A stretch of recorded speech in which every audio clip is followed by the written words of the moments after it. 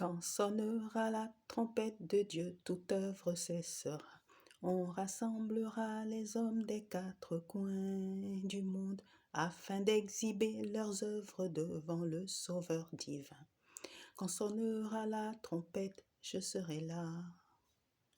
Quand retentira la trompette, quand retentira la trompette, quand retentira la trompette, quand sonnera la trompette, je serai là.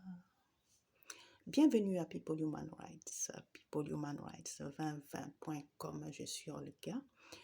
Ceci est notre 20e vidéo et nous allons aborder le sujet de la dette mondiale. Pour commencer, qu'est-ce qu'une trompette? Une trompette, spirituellement. Spirituellement, donc, ça sert à donner un signal. C'est un instrument qui sert à donner un signal. Alors, que ce soit... on utilise des choses physiques, mais voilà. Par exemple, souffler dans les cornes d'un bélier ou souffler dans une trompette, utiliser un instrument de musique ou le tam-tam aussi. Et spirituellement, une trompette, on donne souvent l'alerte avec les tam-tams ou les cloches d'une église, etc. Donc, ce signal provoque une manifestation. Par exemple, le signal spirituel donne une manifestation physique. Par exemple, un événement, une trompette sur le plan physique peut être un événement ou une parole ou un message ou une personne ou le sort réservé à une personne, voilà, qui déclenche une série d'autres événements. Voilà, donc les trompettes de l'Apocalypse, ce sont des signaux entre Dieu et ses anges, des messages entre Dieu et ses anges qui sont programmés pour être délivrés à un moment précis afin de déclencher un ou plusieurs événements déjà planifiés par l'Éternel des armées. Donc cela se passe entre eux, en haut, mais cela déclenche des événements qui doivent se produire sur la terre par la main des anges. Voilà. Donc maintenant, nous allons aborder notre sujet. Qu'est-ce que la dette mondiale? À l'origine, c'est juste un ensemble de dictats sans fondement. On va se baser sur la terre-mère des hommes, par exemple, Haïti, etc. Quand les colonies des pays impérialistes veulent leur indépendance, les démons transforment cette aspiration légitime en une tractation. Voilà, ils se mettent toujours en position de victime, alors que ce sont eux les coupables. Et ils sont constamment dans le déni de leurs crimes. Voilà, ils vont vous dire, vous voulez votre indépendance, mais dans ce cas, vous nous devez tant, nous avons fait tant, nous avons fait ceci, etc., etc. Donc, ce sont des gens qui accusent leurs victimes. C'est leur façon de fonctionner. Ils sont dans le déni. Ils ne veulent pas se sentir coupables. Et leurs plans sataniques ont fonctionné jusqu'ici parce que les victimes elles-mêmes, ils ont réussi à leur faire croire qu'elles sont coupables, qu'elles leur sont redevables. Voilà. Mais ce qui se passe, c'est que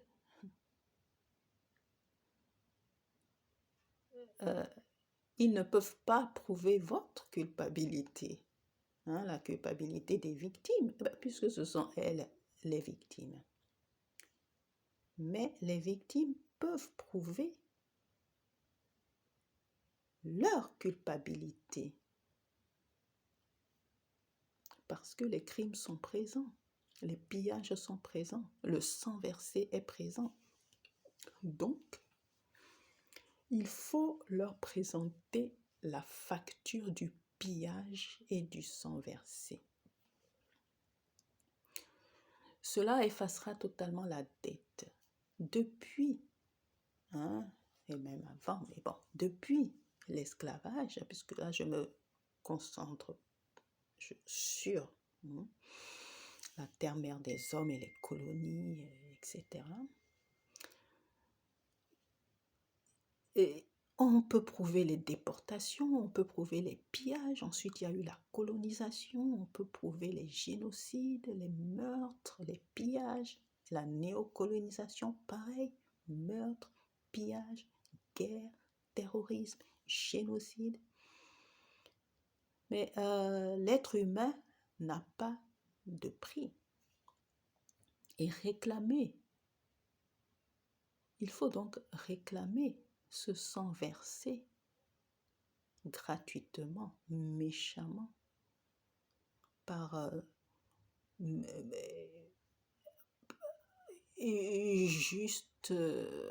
par des personnes qui aiment faire la guerre, qui aiment assujettir les autres. Et parce que Dieu lui-même, il réclame le sang. Oui. Pour Dieu, le sang a du prix, parce que le sang, c'est le véhicule de l'âme. L'âme est la vie que Dieu met dans une personne. Donc, je vais lire Genèse 9, verset 5, Ézéchiel 33, verset 1 à 9, et Psaume 9, verset 11 à 12. Allons-y. Genèse 9, verset 5.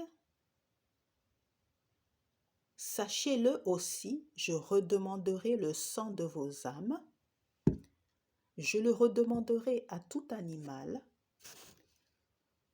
je redemanderai l'âme de l'homme à l'homme qui est son frère. Ézéchiel 33, versets 1 à 9. Ouais. Ézéchiel 33, verset 1 à 9. Donc, la parole de l'Éternel me fut adressée en ces mots. Fils d'homme, parle aux enfants de ton peuple et dis-leur, je vais faire venir l'épée sur un pays et que le peuple du pays prend dans son sein, et dis-leur, lorsque je fais venir l'épée sur un pays et que le peuple du pays prend dans son sein un homme et l'établit comme sentinelle, si cet homme voit venir l'épée sur le pays, sonne de la trompette et avertit le peuple, et si celui qui entend le son de la trompette ne se laisse pas avertir, et que l'épée vienne le surprendre, son sang sera sur sa tête. Il a entendu le son de la trompette, il ne s'est pas laissé avertir. Son sang sera sur lui. S'il se laisse avertir, il sauvera son âme. Si la sentinelle voit venir l'épée, ne sonne pas de la trompette, et si le peuple n'est pas averti, et que l'épée vienne à enlever à quelqu'un la vie, celui-ci périra à cause de son iniquité. Mais je redemanderai son sang à la sentinelle. Et toi, fils d'homme, je t'ai établi comme sentinelle sur la maison des allées. Tu dois écouter la parole qui sort de ma bouche et les avertir de ma part. Quand je dis au méchant, méchant tu mourras, si tu ne parles pas pour détourner le méchant de sa voie, ce méchant mourra dans son iniquité et je te redemanderai son sang. Mais si tu avertis le méchant pour le détourner de sa voie, et qu'il ne s'en détourne pas, il mourra dans son iniquité, et toi, tu sauveras ton âme. C'est très clair. Pas de commentaires. Donc, voilà. Les sentinelles, les prophètes, ils sont toujours entre le marteau et l'enclume. Ce n'est pas une place facile du tout. Maintenant, je vais lire Psaume 9, versets 11 à 12.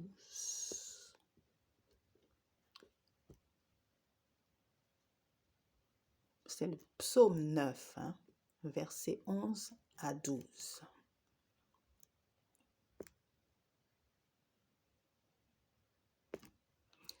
Chantez à l'Éternel qui réside en Sion. Publiez parmi les peuples ses hauts faits. Car il venge le sang et se souvient des malheureux. Il n'oublie pas leurs cris. Bon, vous pouvez lire aussi Ézéchiel 35, versets 5 à 6, et puis il y en a d'autres. Donc,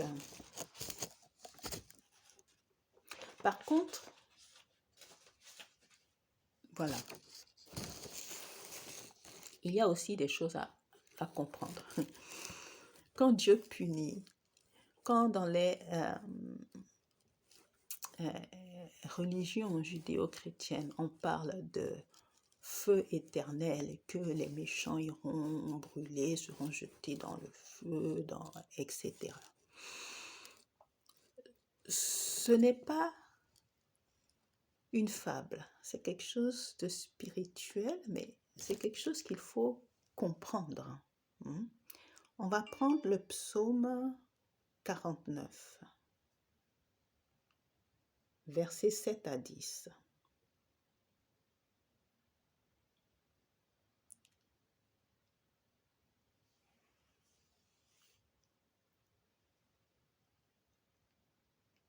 Ils ne peuvent se racheter l'un l'autre,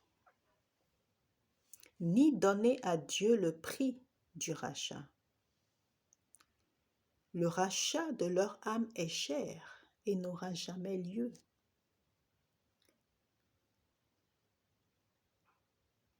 Ils ne vivront pas pour toujours, ils n'éviteront pas la vue de la fosse, car ils la verront.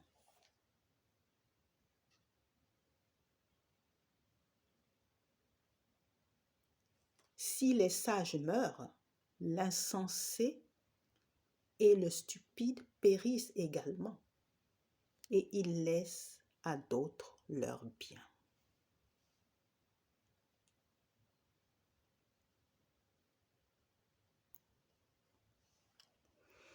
Alors, c'est très simple. Supposez une personne, un démon, incarné, bon bref, c'est toujours un démon, qui est responsable de, par exemple, 40 millions de morts. Voilà. Si, on va prendre même quelque chose de... Enfin, juste du n'importe quoi, c'est juste pour me faire comprendre.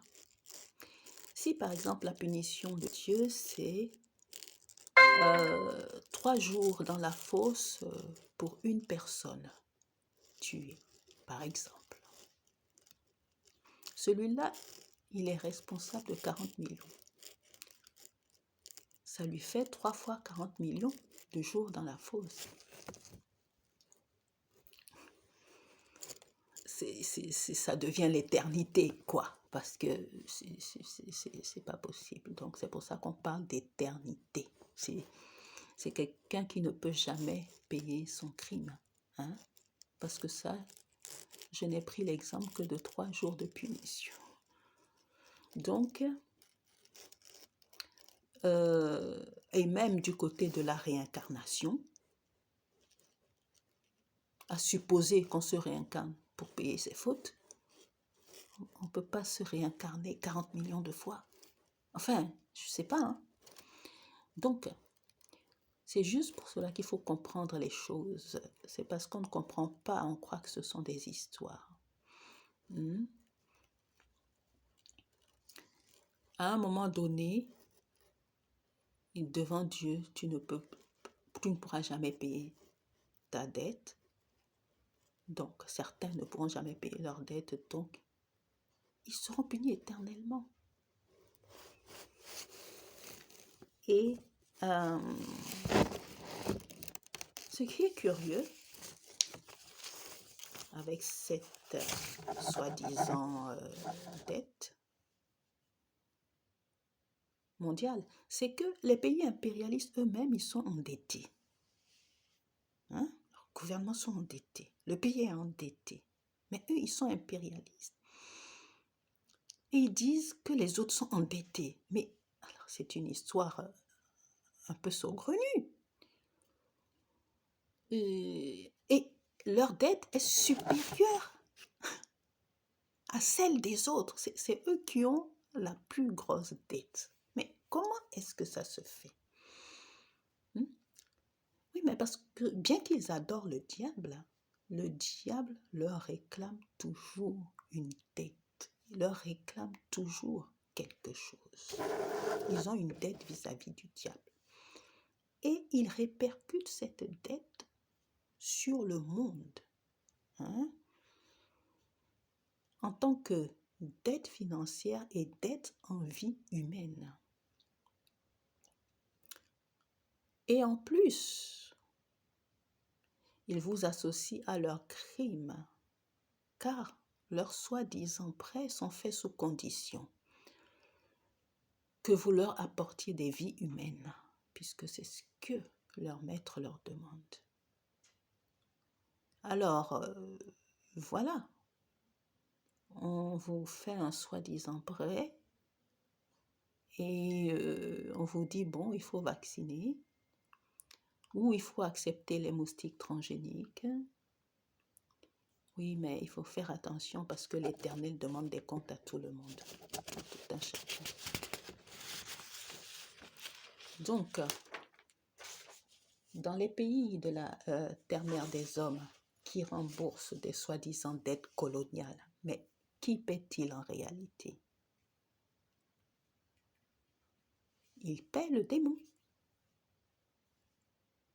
Donc, celui qui considère qu'il a une dette envers le démon, ça, c'est son choix. Il faut y penser sérieusement. C'est parce qu'ils sont dans le déni qu'ils avancent tranquillement. Ça ne veut pas dire qu'ils vont gagner, mais c'est ce qui leur permet d'avancer, de continuer leur chemin tranquillement. Vous avez beau crier, eux, ils continuent à faire ce qu'ils font. Parce qu'ils ne veulent pas se sentir coupables. Mais vous avez du mal à avancer parce que ils vous ont dit que vous êtes coupable et que vous y croyez. Donc en fait, c'est un transfert de sentiment de culpabilité. Et en fait, il n'y a pas de dette mondiale. Voilà, avec ce point de vue-là. En fait, il y a un grand échiquier et un jeu d'échecs, voilà, et c'est à qui positionnera le mieux son pion. Sauf que le plateau est truqué au départ par les démons. Donc, il y a comme pion, il y a des accusateurs, injustes, il y a des faux témoins, il y a des juges injustes, il y a des victimes qui se croient coupables,